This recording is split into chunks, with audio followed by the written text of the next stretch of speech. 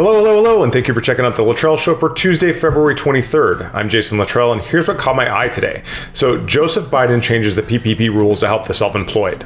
This is a big deal if you are a mobile mixologist, a personal chef, a meal prepper. So, a more generous loan formula for solo ventures is meant to get more very small businesses into Paycheck Protection Program, but bigger applicants face a 2-week pause.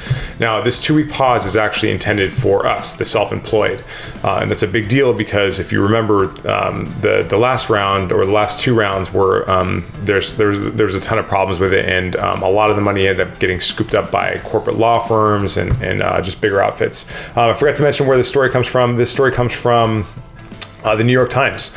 And some of the bullet points are, with just 5 weeks to go before March 31st, when the latest iteration of the program is scheduled to end, lenders were left scrambling to adapt to new rules that won't even be fully explained to them until later this month. The changes include a new way to calculate loans for self-employed people and a 14-day exclusive window for applications from businesses with fewer than 20 employees. That's us. We have less than 20 employees. So the adjustments were intended to increase aid for the very smallest businesses, many of which were run by women, Black people, and members of other minority groups, and have so far received a disproportionately small share of the relief money.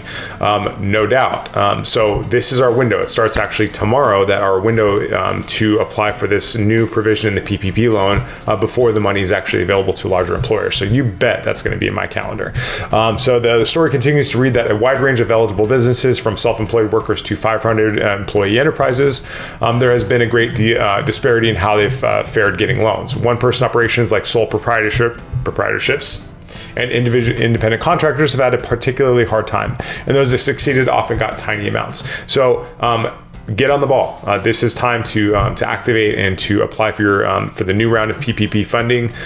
This has been a battle that's was not a pushover in Congress and in Senate, but it was tough to get. And so it looks like Senator Schumer is actually coming around to seeing how the economic value of restaurants in the state of New York. All right, so moving on. COVID-19 rapid testing across New York is now happening.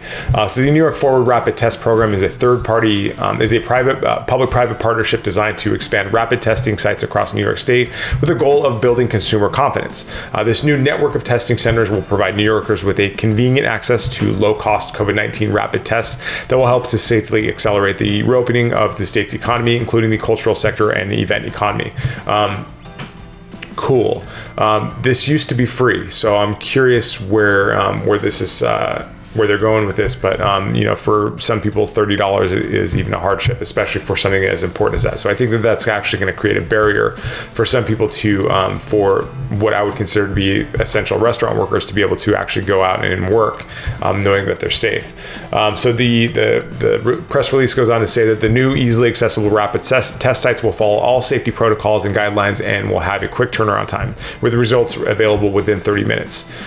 Tests will be available to all New Yorkers for no more than $30. Again, I think that $30 could be a barrier to entry for some people in the service industry. So I hope that they can figure that out because they need rapid testing, and so they need to fund those people getting sorted out so they can safely go back to work, so we can kickstart our economy, and the state of New York can turn on its ATM, that is the restaurant industry in New York. So, okay, moving on. So Charles Schumer, the New York State Senator, pushes for financial aid for struggling New York restaurants.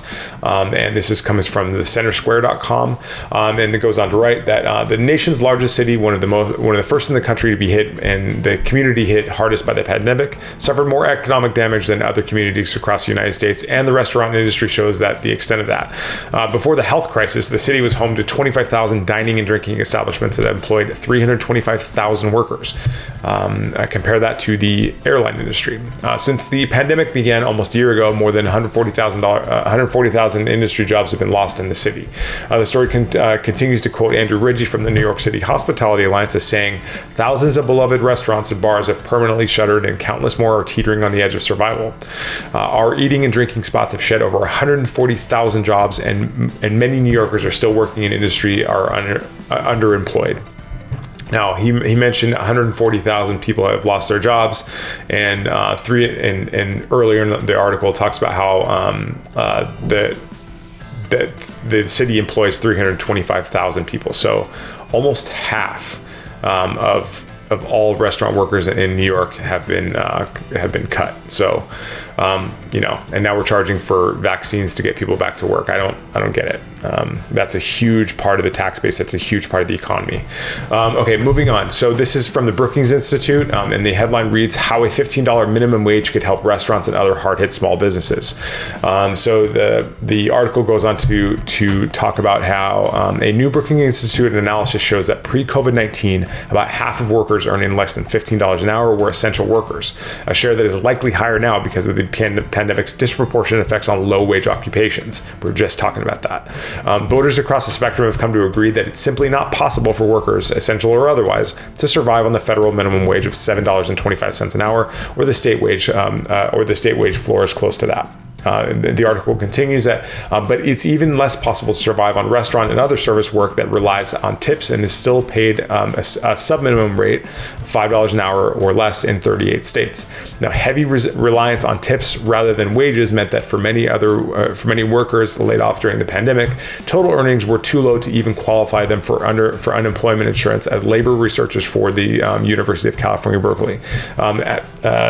Over 110,000 restaurants have shuttered during the pandemic, and Black restaurateurs and other people of color, along with their workers, have been hit especially hard. But just as voters have realized that the minimum wage in America is a poverty sentence, leaders in the restaurant business, the nation's largest source of private sector jobs, are waking up to the fact that the industry will not survive unless it changes dramatically. On this point in particular, the restaurant industry is a microcosm of the American economy. I think that this is a super important read. I am a proponent of the raised minimum wage, and I know that it'll cost a lot of jobs. But seriously, what have we got to lose right now? We've lost 140,000 jobs in New York alone. And so if we raise the minimum wage, maybe let's reduce some of the compliance and taxation and ridiculous things that restaurant owners have to put up with so that they can actually afford this. Yes, the food will be a little bit more expensive, but that is the actual cost. And the benefit will be that there will be more money in the economy. And I understand that people that oppose this are going to say that the cost of living is going to increase proportionately. But let's try it out. For crying out loud. I mean, people are starving out there. Literally, 140,000 people just lost their jobs. So let's keep that in mind. Raise the minimum wage to $15 an hour. I think this is on Joe Biden's agenda. This isn't some radical left Marxist plot. This is to get people enough money to eat.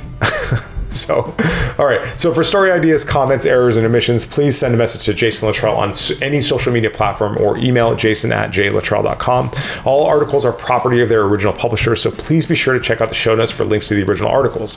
Head to our group, Service and Hospitality Entrepreneurs, on Facebook to join the discussion and to find us on YouTube, Instagram, Twitter, or Clubhouse, or subscribe to The Littrell Show wherever you get your podcasts. I've been Jason Littrell, and we will see you next time. Hey, today was a little bit better than yesterday, right? I mean, one take. All right. One take, no edits. All right. See you guys next time.